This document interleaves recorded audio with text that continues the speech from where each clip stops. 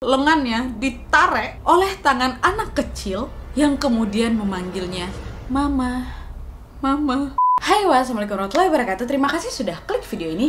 Oke, di malam Jumat ini Nadia akan kembali membawakan sebuah cerita horor, yaitu kisah soal bekas rumah sakit yang sangat terkenal keangkerannya yang berada di Bandung, Jawa Barat, yaitu Bandung Medical Center. Bandung Medical Center atau BMC ini merupakan bangunan bekas rumah sakit yang berada di Bandung, tepatnya di Jalan Haji Wahid nomor 1, Lebak Gede, Coblong. Dan BMC sampai saat ini banyak menjadi perdebatan soal sejarah pembangunannya. Bangunan ini memiliki 4 lantai dan bergaya arsitektur bangunan-bangunan kolonial Belanda. Suasana mistis dan angker menjadi daya tarik dari bangunan ini, yang dikabarkan merupakan salah satu bangunan yang paling seram di Bandung. Kenapa seram? Karena cerita-cerita seram ini disampaikan langsung dari sang penjaga gudang rumah sakit maupun pengunjung-pengunjung yang datang ke sana. Contohnya, seperti munculnya sosok makhluk astral yang sering menampakkan dirinya di gedung ini dan berpindah-pindahnya barang-barang yang ada di bangsal rumah sakit itu, dan juga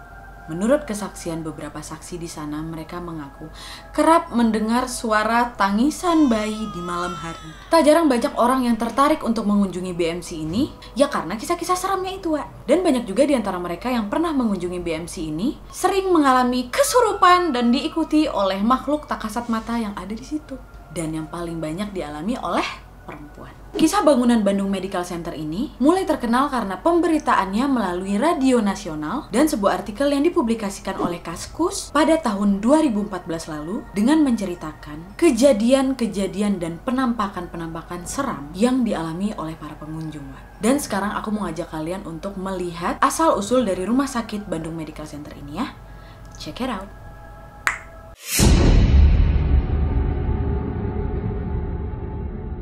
Sebenarnya, asal-usul dari Bandung Medical Center ini sampai sekarang pun tidak diketahui dan masih menjadi pertanyaan besar. Dua pendapat diyakini sebagai salah satu kisah awal dari bangunan tua ini. Pertama, menurut salah satu cerita, bangunan ini dulunya merupakan bangunan peninggalan kolonial Belanda. Hal ini terlihat dari segi gaya bangunan yang dipengaruhi oleh arsitektur Belanda. Bangunan ini dibangun dan dikelola oleh orang Belanda yang berniat mau menjadikannya rumah sakit. Dikabarkan juga bahwa rumah sakit ini dulu berfungsi sebagai rumah sakit umum daerah yang terbesar di Bandung, yang melayani berbagai pasien, mulai dari korban perang, sampai juga ada korban mutilasi, hingga korban tewas yang tidak memiliki identitas di rumah sakit BMC ini, Rumah sakit ini dulunya juga sering dilakukan renovasi, dan pada saat renovasi terakhir dilakukan, pemilik utama dari BMC ini meninggal dunia sehingga renovasi dihentikan dan rumah sakit pun berhenti beroperasi.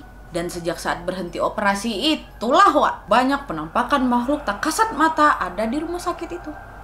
Itu yang pertama. Yang kedua, katanya bangunan ini dulunya merupakan rumah bersalin yang didirikan oleh sebuah yayasan pada tanggal 15 Maret 1957. Dan seiring pembangunannya, rumah sakit ini berubah menjadi Rumah Sakit Sartika Asih. Kemudian di tanggal 23 Agustus 1999, Rumah Sakit Sartika Asih itu pindahnya bangunan Sartika Asih yang lama ini, itulah dijadikan Rumah Sakit Bandung Medical Center itu, Tapi sayangnya di tahun 2000, setelah dilakukan beberapa perbaikan, Bandung Medical Center ini tidak jadi diresmikan dengan alasan sengketa lahan. Nah, jadi itu tadi dua asal-usul yang diyakini masyarakat Bandung seputar sejarah dari BMC ini,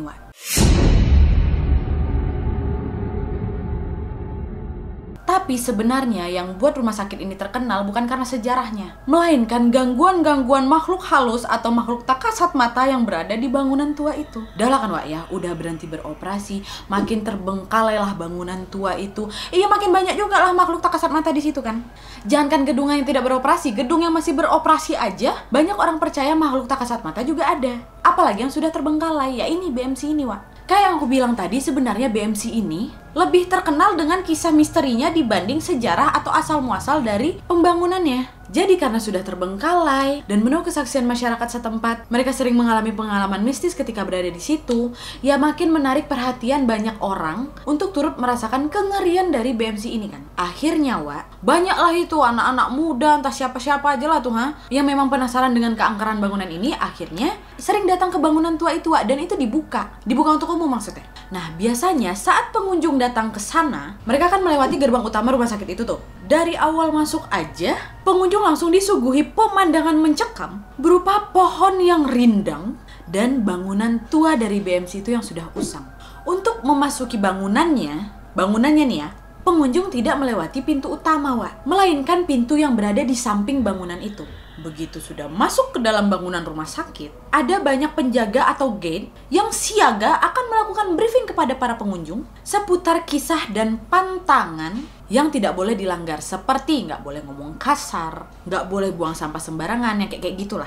Dan katanya juga pengunjung boleh bayar seikhlasnya tuh sama gate itu. Biasanya para pengunjung cukup membayar 5.000 aja per orang untuk menyewa center. Pengunjung juga dapat meminta bantuan gate itu untuk menemani mereka selama perjalanan saat mengitari ruang-ruangan di bangunan itu.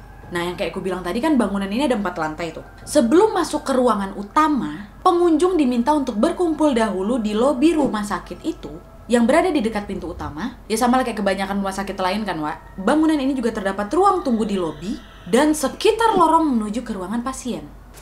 Nah, katanya, di tempat mereka berkumpul itu, which is lobby itu, katanya sosok yang sering memperlihatkan diri di ruang tunggu itu adalah Wowo atau genderuwo. Yang menurut banyak saksi mata mengatakan kalau Bang Wowo ini sering terlihat duduk di ruang tunggu itu dengan badannya yang besar dan berbulu. Nggak pasien aja nunggu di situ, Wowo juga nunggu. Nah, udahnya dari ruangan lobi itu kita diajak masuk menuju lorong yang gelap dan lembab. Lorong ini berujung ke sebuah cermin tua yang udah buram berdebu, di mana di kanan kirinya terdapat ruangan yang gelap. Konon katanya nih, makhluk yang berada di area cermin itu adalah sosok kepala yang akan terus mengikuti setiap langkah-langkah para pengunjung di sana. Dan nanti di tengah lorong itu terdapat ruangan terbuka yang cukup luas dengan lift yang sudah tidak bisa digunakan lagi. Setelah melewati lift itu, pengunjung akan kembali menemukan lorong lagi yang cukup gelap juga, di mana terdapat ruangan-ruangan pasien, ruang operasi, ruang instalasi bayi, sampai kamar mayat.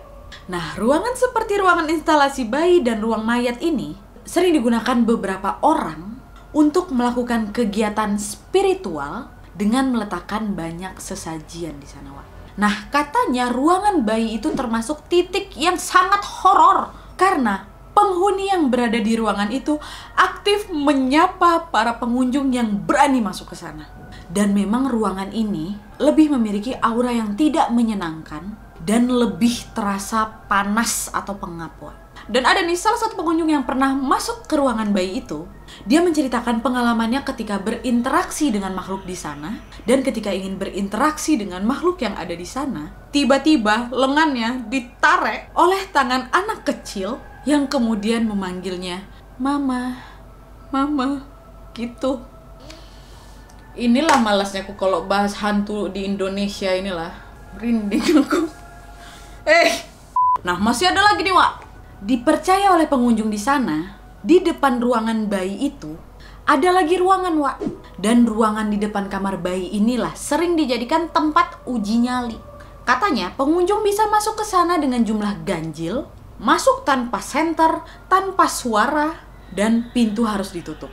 Katanya, kalau kalian mengikuti instruksi itu, maka gagang pintu yang tertutup itu tiba-tiba akan terbuka sendiri dan langsung ditutup paksa gitu, Kaget gua, astagfirullahalazim. Kan hilang horornya kan.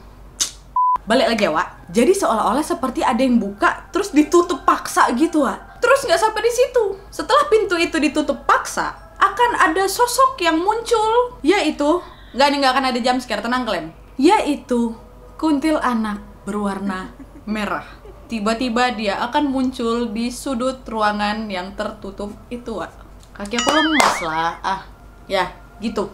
Nah, itu di ruangan bayi kan, Kalau di kamar mayat beda lagi ceritanya nih. Nggak usah masuk ke dalam kamar mayatnya aja, lorong menuju sana ya udah seram. Nggak usah lah lorong di BMC, lorong rumah sakit manapun kalau udah malam pun seram, Pak. Ya kan, Alah, cicak nih pula mau bercerita, Nah, diam. Nah, dulu setelah terbengkalai, kamar mayat ini boleh dimasuki, Tapi sekarang kamar mayat ini dipasangi spanduk dilarang masuk. Kenapa? Karena banyak pengunjung yang masuk ke ruangan itu kesurupan. Nggak cuma kesurupan aja, Wak. Orang-orang yang masuk ke dalam ruang mayat itu juga diikuti sampai pulang sama penghuni yang ada di kamar itu. Nah, biasanya mereka-mereka yang kesurupan dan diikuti ini adalah para pengunjung yang sering melakukan uji nyali di dalam kamar mayat itu. Itulah kau, cari perkara pun. Dan selain itu, Wak, ada juga sosok yang jarang terlihat, yaitu penampakan sosok berwarna hitam, tapi bukan genderuwo, Wak, yang ada di ruangan operasi. Katanya, hanya orang yang memiliki sensitivitas yang tinggi lah yang dapat melihat sosok hitam itu. Dan makhluk ini diyakini terlihat tidak berdiri, nggak menyudut, nggak duduk, tapi dia terlihat terbaring di meja operasi yang ada di ruangan tersebut. Nah, itu masih lantai pertama kan, Wak. Lantai kedua dan lantai ketiga sama juga seremnya. Lantai 2 dan lantai 3 sama gelapnya, sama horornya, tapi beda ceritanya. Ada banyak pintu dan jendela yang kadang-kadang bisa dibuka, kadang-kadang nggak bisa, Wak. Terkunci. Nggak itu aja, bahkan juga ada beberapa pengunjung yang bersaksi dia melihat pintu dan jendela di lantai 2 dan 3 itu tiba-tiba terbuka tertutup sendiri, Wak. Nah, kalau masuk ke lantai 4, penerangannya udah cukup lumayan nih, udah agak terang. Dan juga di sana ada bangsal-bangsal yang belum terpakai sama sekali. Kenapa? Karena di sana, Wak, ada banyak plastik yang masih melekat pada perlengkapan seperti kasur dan alat medis. Nah, sementara sosok yang sering berada di lantai 4 ini dan sering menunjukkan keberadaannya adalah seorang perempuan yang hanya akan menunggu dan tidak pernah mengganggu para pengunjung. Dan biasanya sosok perempuan ini selalu menyambut para pengunjung di ujung tangga ketika para pengunjung naik ke lantai 4, Wak. Nggak ganggu itu namanya. Iya toh? Iya sih, nggak ganggu sih, kan dia cuman selamat datang kayak gitu kali ya. Itu seram, Kak, itu seram. Itu kakak cukup mengganggu untuk aku. Mending kakak diam aja, nggak usah liatin diri di sana. Mending kayak gitu. Tapi katanya dia nggak ganggu. Dari sebelah mana ya dia nggak ganggu? Kan dia nggak teriak-teriak, Nat. Iya juga. Kan dia nggak colek kau, Nat. Coy. Udah jangan dibercandain, Nat. Walaupun kadang, alah. Nah gitu, Wak, pokoknya si kakak ini atau si perempuan ini dia cuman sekedar menyambut, terus udah gitu aja. Dan ternyata nggak cuma si kakak itu aja, Wak, salah aku. Ada lagi makhluk-makhluk lain nih di lantai 4. Walaupun terang tapi ternyata banyak juga. Salah aku tadi, sorry salah. Ada lagi, Wak, nggak si kakak yang menyambut itu aja. Ada kon-kon yang lain nih. Yaitu kaget gue, Stella. Maaf ya, Wak. Alah. Sosok yang lain adalah manusia tanpa kepala yang sosoknya sering mengitari lantai 4 itu. Dan kalau misalnya ada pengunjung nih yang lewat tangga itu disambut sama si kakak ini, dipercaya si kepala buntung itu suka bolak-balik tuh.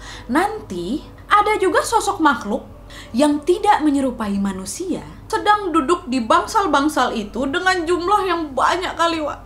Dan banyak juga para pengunjung yang memiliki sensitivisan yang tinggi mengaku ketika mereka berada di lantai 4 itu tuh sesak kali, Wak. Kayak lagi nonton konser tuh loh, Wak, penuh.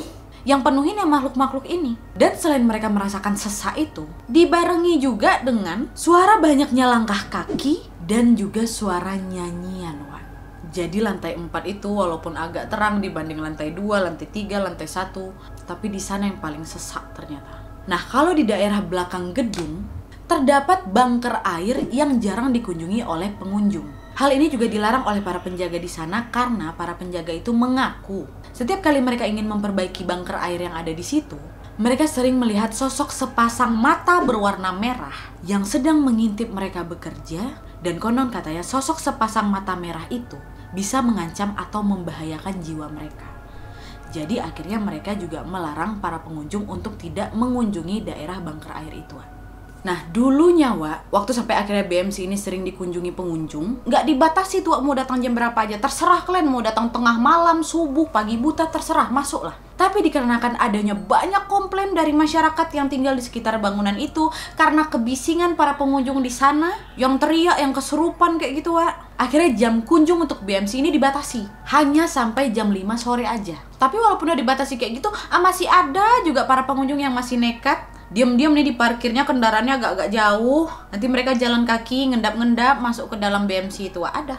Dan dulunya ada juga pantangan lain selain berkata kasar, membuang sampah sembarangan. Katanya juga ada nih, kalau kalian masuk ke sana dan mengambil foto ruangan yang ada di bangunan itu, maka kamera atau gadget yang kalian gunakan untuk mengambil foto-foto tersebut gak lama lagi rusak lah itu. Bahkan ada juga katanya nih setelah dia mengambil foto di dalam ruangan itu, sang pemilik foto ini mengalami gangguan mistis dari makhluk-makhluk yang ada di sana, Wak. Tapi sayangnya, untuk kalian yang penasaran untuk mengunjungi BMC ini, sekarang udah nggak bisa lagi, Wak. Udah tidak dibuka untuk umum. Karena juga katanya sekarang BMC ini tengah menjalani renovasi lagi, dan rencananya akan kembali diaktifkan, Wak. Menurut informasi yang didapat, pengerjaan renovasi dari BMC ini sudah berlangsung sejak tahun 2017 lalu, dan kondisi dari BMC ini sudah mengalami banyak perubahan, khususnya di bagian depan bangunan. Tapi bagian dalamnya memang belum terlalu banyak perubahan sih. Yang jelas diharapkan setelah renovasi ini, BMC ini akan kembali beroperasi lagi. Dan mengenai mitos-mitos yang sudah tersebar soal kengeriannya BMC ini, dikembalikan lagi ke diri masing-masing ya, Wak. Mau percaya, mau enggak, ya sudah lah. Karena memang juga cerita-cerita mistis yang ada di BMC ini hanya berkembang dari mulut ke mulut aja. Belum tentu juga benar adanya. Oke, Wak, jadi itu tadi kisahnya. Gimana menurut kalian? Ada atau tidak Wak di sini yang sudah pernah mengunjungi BMC ini? Atau mungkin ada kisah-kisah lain nih seputar sejarah dari BMC ini? Atau mungkin kalian adalah salah satu korban yang pernah kesurupan di sana? Apa yang kalian lihat? Apa yang kalian rasakan? Boleh komen di bawah, Wak, ya. Yang jelas, nggak usah di BMC, nggak usah di rumah-rumah kosong. Rajin ngucap, jangan sombong, jangan takabur juga, supaya kita selalu dijauhi dari gangguan-gangguan setan itu, Wak, ya. Oke, Wak, jadi sekian dulu videonya. Terima kasih yang sudah menonton. Kalau kalian suka video ini, klik like-nya. Jangan lupa komen di bawah untuk ide-ide dan saran-saran untuk video selanjutnya. Jangan lupa nyalain notifikasinya supaya kalian tahu kalau aku upload video baru. And as always, jangan lupa untuk klik tombol subscribe supaya kalian sama-sama tahu informasi menarik dan menegangkan dari channel aku. See you next video, Wak. Bye.